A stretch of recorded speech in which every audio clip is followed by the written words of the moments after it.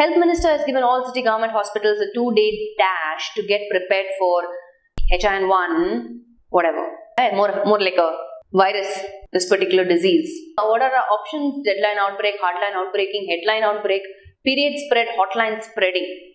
Okay. So what do you think is the answer? Obviously, we're talking about this particular virus that could be contagious. It's nothing but swine flu, right? I think so. Anyways, a 2-day headline. That doesn't make sense, no boss. Definitely not hardline. These are all unrelated words. 2 and 3, you can just close your eyes and eliminate. Right? Again, look at 5, hotline. No. We're talking about the health minister. And he's giving all city government hospitals a 2-day to get prepared. So you're preparing for this particular virus, swine flu, whatever it is. Right? So obviously, I have to choose between 1 and 4. Now, period could kind of fit the first blank, but spread is not the appropriate word, or rather a more effective word would be outbreak, right? Outbreak means outburst. Something that happened suddenly.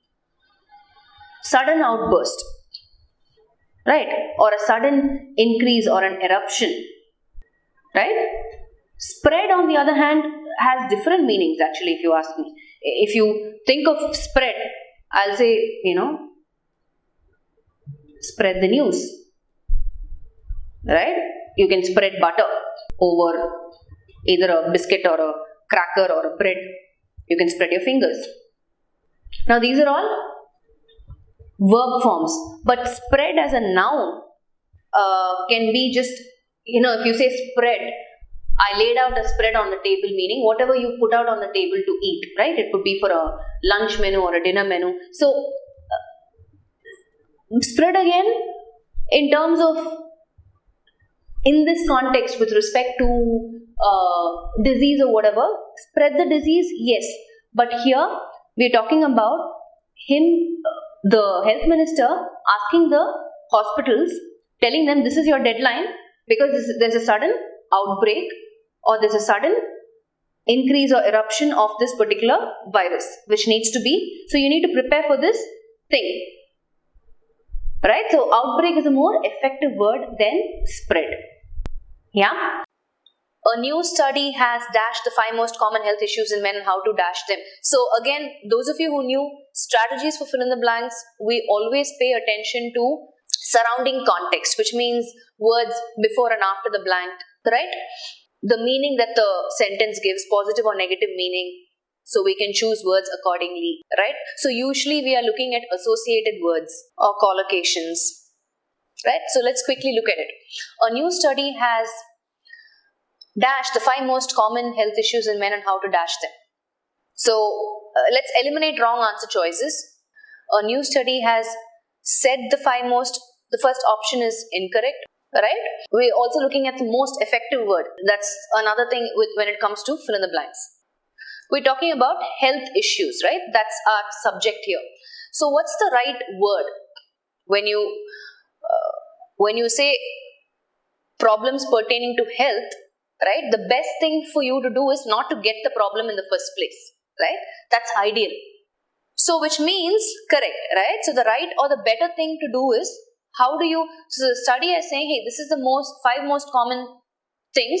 So make sure that you do what you need to do so that you don't get it, right? So understanding the meaning of the context, the right word in the fit is obviously prevent. You want to prevent these. The study has been done to share knowledge with you, so you will take necessary action and prevent and make sure that you don't get those issues, right? Shrink, not the right word or the effective word in the context, right? So any doubts in this particular question before we move forward? Again, one of you said restrict. Now, restrict is not a most effective word in the context. When you say you're restricting someone from doing something, right? You're not letting them do something.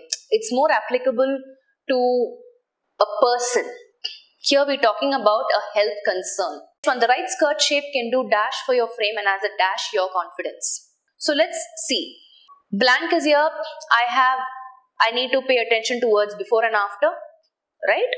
the right skirt shape. So they're saying basically depending on the cut of the skirt, whether it's a straight cut or whether it's flary or whether it's pencil shaped, whatever it is, if you have the right skirt shape, it can do something for your frame, obviously for your figure, and as a dash your confidence. So obviously when you wear the right clothes that fit and accentuate your figure, obviously you're going to look more confident, you're going to feel confident, right?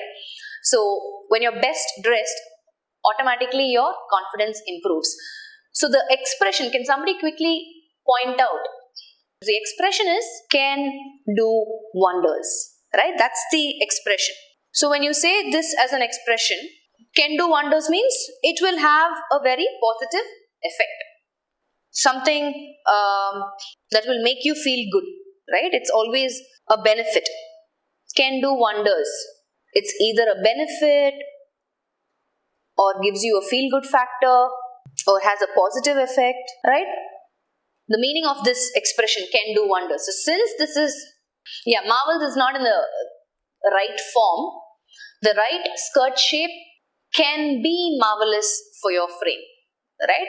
In that context, if you change the form of marvel to an adjective form, then it makes sense. So let's look at what is right and what is wrong. Since some of you need explanation, let's look at it. So the right skirt shape, so when you're familiar with the expression, can do wonders for your frame, and as a consequence and as a result, and because of that, not only your figure but also your confidence can do wonders also for your confidence. So that's what it means. So the answer actually is option 1, but let's look at the other options and option 2. The right skirt shape can do marvels. Like I said, it's incorrect form. And as a side unrelated word, you can rule out option 2, right? If it was marvelous, then the entire construction will change. The right skirt shape can be marvelous for your frame or can look marvelous on you, right? The entire construction has to change. Can be marvelous for your frame. It's not in the right form. We rule out option 2. Option 3. The right skirt shape can do good for your frame and as a process your confidence. No. Again, unrelated words. Option 3. Can not do good, can be good, right? Construction.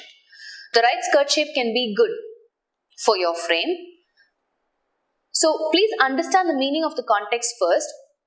This can do wonders is not only applicable for your frame, for your figure alone, but also for your confidence, right? So, and as a result and as a consequence, because of the right skirt shape, you not only accentuate your frame but also improve your confidence. That's the meaning the context is. So option 3 ruled out. The right skirt shape can do remarkably for your frame.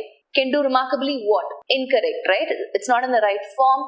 Again, it has to be can be remarkable, just like marvelous. The right skirt shape can be remarkable for your frame. And as a finish, again, not the most effective word here. Let's look at the last option. The right skirt shape can do superb. No. Again, superb is an adjective. It's describing the what sort of frame, right? So, can be superb, right? So, a couple of collocations that you can probably look up is be and do collocations, right? What words usually go with do, what words usually go with be. We have make and do collocations that have been explained in the 4 key concepts under vocabulary. Please understand, the sentence is not punctuated. Usually, the punctuation comes here after consequence. It totally depends on the context of the sentence. So, the right skirt shape can be remarkable, can be marvelous, can be superb, not can do, right? The skirt shape is not really performing the action. These words are adjectives describing the frame. Yeah, can we move forward? So the right option is, again, only option 1. The second blank in 5 is apt. However, the first blank is not. Let me give you another example so you understand. Test or exam, right? Just giving you another example. The right technique will be beneficial for your practice and as a consequence, your test. So what's understood is, the implied meaning is, it's not only beneficial for your practice, but also for your test.